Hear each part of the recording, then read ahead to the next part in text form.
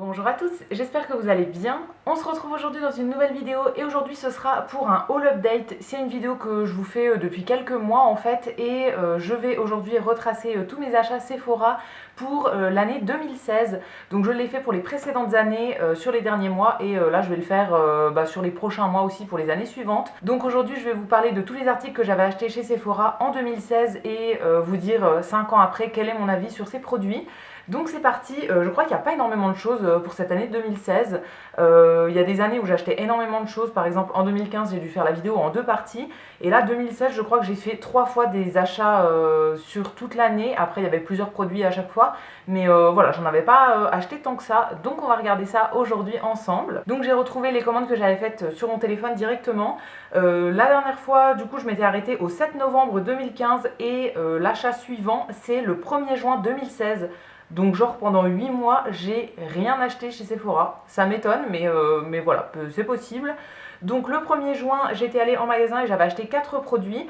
Il y a 2 produits de chez Herborian. Le premier c'était la CC Crème à la Centella Asiatica. Donc c'était un format voyage de 15 ml de la CC Crème que j'avais envie de tester. Alors celle-ci j'avais pris la teinte médium parce qu'il me semble qu'il n'y avait pas de teinte claire. Du coup, comme vous vous en doutez, je suis pas une teinte médium, hein, je suis une teinte claire, donc celle-ci ça n'allait pas. Je l'ai finie, je crois, hein, depuis. J'ai un petit doute. Je sais plus trop si je l'ai fini, mais en tout cas, dans mon souvenir, c'était trop foncé. C'est une CC crème en plus que j'aimais pas trop parce qu'elle sort avec une teinte blanche en fait du tube et c'est en l'appliquant au doigt, en la travaillant, que les pigments vont ressortir. Je suis pas très fan de ce genre de truc, donc celle-ci non, j'avais pas trop aimé. Le deuxième article, c'était donc toujours de chez Herborian. Cette fois-ci, c'était un format voyage de la bébé crème que j'avais pris en teinte claire parce que celle-ci, elle existait en teinte claire. C'est la première fois que je la testais et celle-ci, je l'ai rachetée depuis. Je l'avais même rachetée en grand format en fait une ou deux fois. Alors après, j'ai arrêté de l'acheter parce que j'ai trouvé un équivalent qui était moins cher et que j'aime tout autant, voire plus.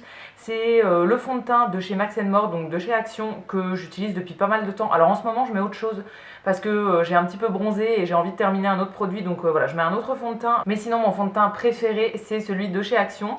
Donc voilà, celle-ci je la rachèterai pas, mais je sais que je l'ai utilisée pendant pas mal de temps et je l'aimais beaucoup. Ça reste quand même une bébé crème, donc c'est assez discret, c'est pas une méga couvrance sur le visage, mais ça me convenait très bien.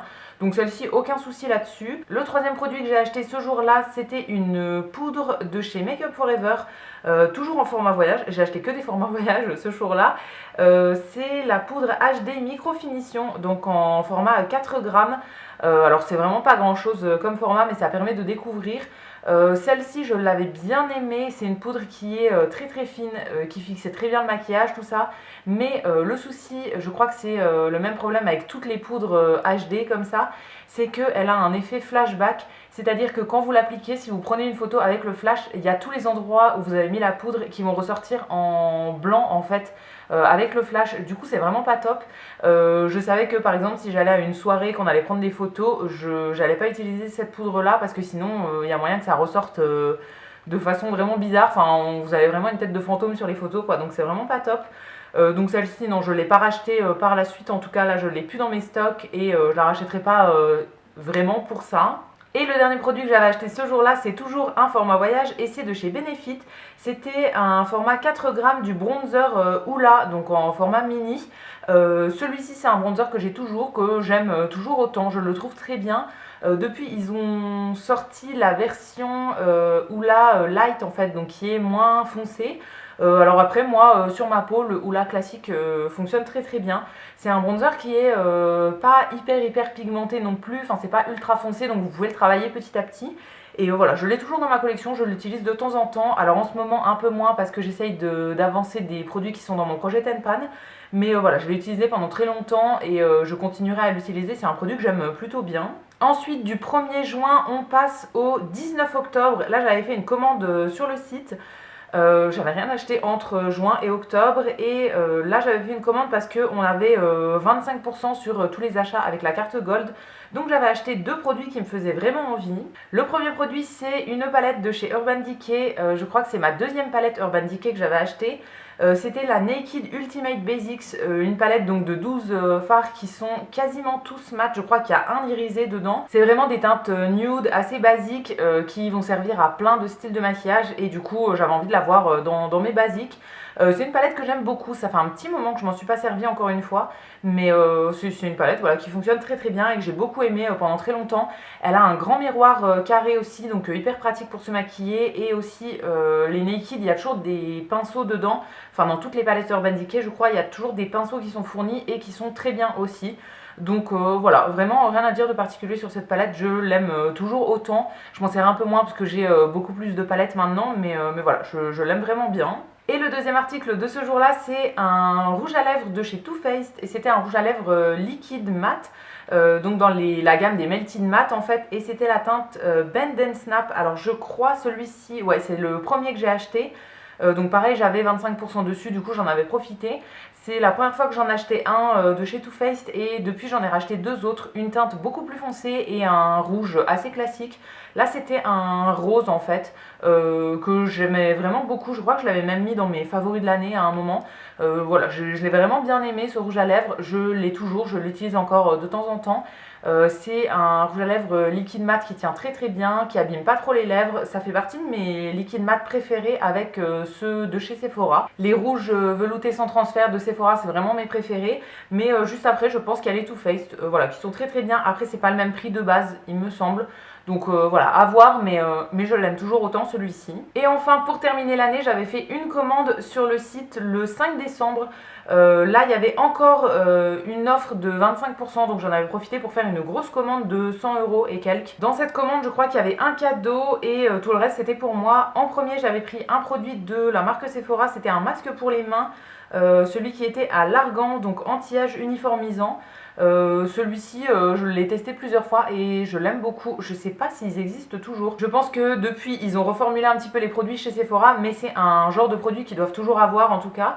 Je l'ai utilisé plusieurs fois et voilà, c'est le genre de choses que j'aime bien. Je mets pas de la crème pour les mains tous les jours, j'ai vraiment du mal à en mettre tous les jours. Du coup voilà, de temps en temps je vais faire un masque comme ça pour les mains que je laisse. Alors eux ils disent 20 minutes souvent, moi je vais laisser 1 heure ou 2 heures, je fais autre chose en même temps sur l'ordi et tout. Et je trouve que ça nourrit très très bien les mains, donc ça j'ai vraiment bien aimé. Et je sais pas si c'est le genre de choses que je rachèterais, mais en tout cas j'en ai toujours dans mes stocks et j'en utilise toujours de temps en temps. En deuxième, j'avais acheté un rouge à lèvres de la marque Zoeva. Là c'était dans la gamme des Luxe Matte. Donc c'était un rouge à lèvres en bâton mais mat. J'avais pris une teinte très très très foncée, un bordeaux très foncé. Celui-ci, je suis un petit peu mitigée dessus. En fait, je crois qu'en mat, je préfère les rouges à lèvres liquides. Enfin, pour tout, en fait, je crois que je préfère les rouges à lèvres liquides plutôt que les rouges à lèvres en bâton comme ça. En bâton, c'est plus galère à appliquer. Je trouve que ça tient quand même moins bien, même si c'est mat. Donc voilà, celui-ci, je l'ai utilisé quelques fois. Je trouvais que la teinte était jolie, mais ça marquait un peu les petites peaux mortes et tout ça. Et je trouvais que ça tenait pas hyper bien et que c'était un peu galère à appliquer. C'est un article que j'ai toujours dans mes stocks, que j'utilise encore de temps en temps, mais je crois que si c'était à refaire, je le rachèterais pas. Ensuite, j'avais pris un petit produit de la marque Alessandro Nail.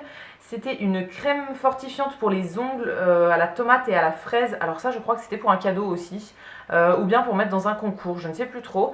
C'est une crème que moi j'avais déjà testée en version, je sais plus ce que c'était, mais c'était la crème verte en fait, que j'ai toujours dans mes stocks. Que j'utilise de temps en temps pour masser en fait sur le tour de mes ongles, tout ça, et que je trouve sympa. Du coup là je l'avais racheté, je crois que c'était pour mettre dans un lot de concours. Ensuite j'avais pris un rouge à lèvres liquide mat de chez Sephora, c'était la teinte numéro 13, donc le Marvelous Mauve. Je crois que c'était le premier que j'achetais en liquide mat chez Sephora et c'est un de mes préférés. Comme je vous ai dit tout à l'heure, je crois que les Sephora c'est vraiment mes préférés, et dans les Sephora je crois que cette teinte là je l'aime vraiment beaucoup. Ça fait partie voilà, de mon top 2, top 3 je pense. C'est une teinte qui est nude, qui ressemble un peu à ce que je porte aujourd'hui, mais c'est pas ça. Mais voilà, c'est une teinte qui est nude, qui passe partout et tout, et que j'aime vraiment beaucoup, très confortable à porter, qui tient très très bien, tout ça. Donc bah voilà, je l'ai découvert en 2016 et ça c'est un achat que je referai x100 aujourd'hui. Je l'aime toujours autant. Ensuite, il y avait un article du coup qui n'était pas pour moi, c'était un parfum de chez Chanel, donc un parfum pour homme. Ça, je crois que c'était ma grande sœur qui l'avait pris pour offrir à son copain, il me semble. Donc voilà, ça j'ai pas d'avis là-dessus. En fait, quand j'avais des bons 25% à l'époque, j'écrivais toujours à ma soeur, ma mère, mon autre soeur. Enfin là, j'écrivais un peu autour de moi, savoir si les gens voulaient quelque chose. Avec 25%, ça vaut toujours plus le coup. Et donc là, à ce moment-là, elle m'avait dit oui pour faire un cadeau de Noël. Donc j'avais pris ça pour elle. Ensuite l'article suivant c'était un rouge à lèvres de chez Too Faced, un liquide mat encore une fois, mais là dans une teinte beaucoup plus foncée. Voilà, j'avais découvert la teinte la plus claire avec la commande d'avant et j'avais recommandé une teinte plus foncée. C'est un bordeaux très foncé. Alors celui-ci, je le trouve un petit peu plus difficile à appliquer. Comme c'est une teinte foncée, il faut mettre plusieurs couches en fait et il a du mal un petit peu à être uniforme. Donc voilà, il faut mettre une première couche, attendre bien que ça sèche, remettre une deuxième couche et tout. Mais sinon, je le trouve très joli aussi et je l'utilise encore de temps en temps. Et enfin, le dernier article que j'ai acheté chez Sephora en 2016, c'était un produit de la marque Sephora et c'était l'anti-cerne haute couvrance fini naturel. J'avais pris la teinte 06, donc qui était le beige clair. Alors celui-ci, j'avais regardé uniquement les teintes en ligne et je m'étais un petit peu plantée. Pour une fois, je ne m'étais pas plantée en prenant une teinte trop foncée, mais en prenant une teinte trop claire. Voilà, je l'ai utilisé pendant pas mal de temps, mais il était quand même pas mal clair, donc ça éclairait vraiment beaucoup. Donc je l'utilisais plus en hiver, mais pour l'été, ça faisait vraiment trop un gros contraste avec le reste de mon teint. Je l'ai bien aimé, mais voilà, je ne l'ai jamais racheté. J'ai énormément de produits pour le teint en stock. Et comme je ne me maquille pas tous les jours, c'est très très long à utiliser. Donc voilà, je ne l'ai jamais racheté, mais dans mon souvenir, je crois qu'il était quand même plutôt bien. Et donc voilà, j'ai fait le tour de tous mes achats Sephora pour cette année 2016. N'hésitez pas à me dire dans les commentaires si vous avez un avis sur un des produits dont je vous ai parlé aujourd'hui. Je vous lirai, je vous répondrai avec plaisir comme d'habitude. Si la vidéo vous a plu, vous pouvez aussi la liker et vous abonner, ça me fera toujours plaisir. Et quant à nous, on se retrouve dès lundi pour une prochaine vidéo. À bientôt!